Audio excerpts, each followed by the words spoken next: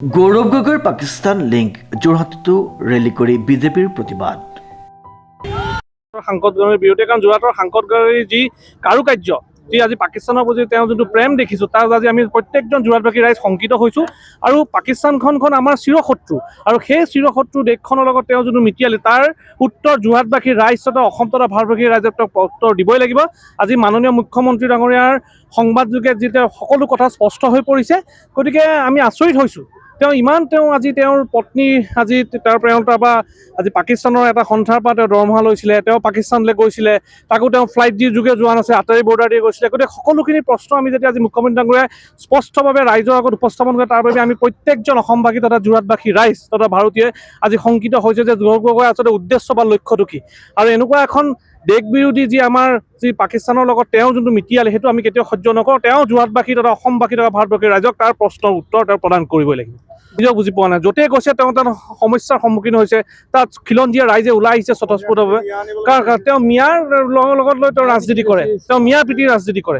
উল্লেখযোগ্য যে সাংসদ গৌৰৱ গগৈ আৰু তেওঁৰ পত্নীৰ চিৰবৈৰী পাকিস্তানৰ সৈতে থকা সম্পৰ্কৰ SIT তদন্ত প্ৰতিবেদন মুখ্যমন্ত্ৰী ডক্টৰ হিমন্ত বিশ্ব শৰ্মাই ৰাজহুৱাৰ পাছত সমগ্ৰ ৰাজ্যতে ব্যাপক প্ৰতিক্ৰিয়াৰ সৃষ্টি হৈছে।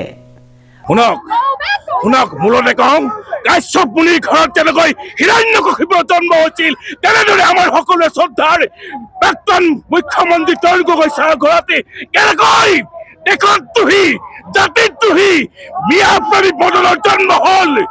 এই এটা স্তুতি আজি মুখ্যমন্ত্ৰী ডাঙৰীয়াই যি মিয়া উচ্ছেদ অভিযানৰ পদক্ষেপ লৈছে, তাৰ কাৰণে কাজিৰঙাত এটা গড় মৃত্যু হোৱা নাই। নৱ প্ৰজন্মই সপোন দেখিবলৈ আৰম্ভ কৰিছে।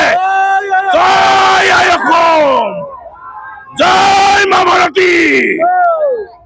ৰাজ্যজুৰি বিজেপিয়ে প্ৰতিবাদ সাব্যস্ত কৰিছে। যোৰহাট জিলাতো জিলা ক্ৰীড়া সন্থাৰ খেলপথাৰৰ পৰা বিজেপিয়ে এক বিশাল প্ৰতিবাদী ৰেলী নগৰৰ মাজে বাহিৰ কৰে।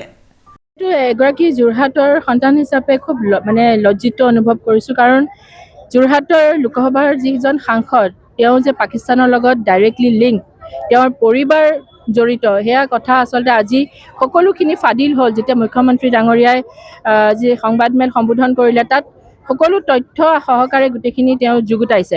আৰু সেই ক্ষেত্ৰত আচলতে আমি খুব লজ্জাজনক অনুভৱ কৰিছোঁ, বৰ দুৰ্ভাগ্যজনক বিষয়। আৰু তেওঁক যিমান সোনকালে পাৰে আচলতে এনেধৰণৰ ব্যক্তিক আচলতে সোনকালে গ্ৰেপ্তাৰ কৰিব লাগে বুলি আমি দাবী জনাওঁ। আৰু যোৰহাটত তাৰ পৰিপ্ৰেক্ষিতত সমগ্ৰ যোৰহাটবাসী আচলতে ওলাই আহিছে দলে বলে। আপোনালোকে দেখিছে কি ধৰণে এটা ৰেলী হৈছে, প্ৰটেষ্ট ৰেলী, য'ত গৌৰৱ গগৈ ডাঙৰীয়াৰ যি কৰ্মকাণ্ড আচলতে কুকৰ্ম, তাৰ ওপৰত সকলো আচলতে ক্ষোভিত হৈ পেলাই তেওঁলোক দলে বলে ওলাই আহিছে। তেওঁলোকে Congress go back, Gaurav Gogoi go back বা গৌৰৱ গগৈ পাকিস্তানৰ এজেণ্ট হিচাপে এইবোৰ ধ্বনি তেওঁলোকে দি, শ্লোগান দি তেওঁলোকে সমগ্ৰ ৰেলীটো কৰিছোঁ। আমিও অংশগ্ৰহণ কৰিছিলোঁ আৰু আহি এতিয়া উভতি আমি ইয়াত উপস্থিত হৈছোঁ। বিভিন্ন শ্লোগান দি ৰাজপথ উত্তাল কৰি তোলে বিজেপি কৰ্মীসকলে। অনুপম বৰাৰ ৰিপৰ্ট, নিউজ নাও।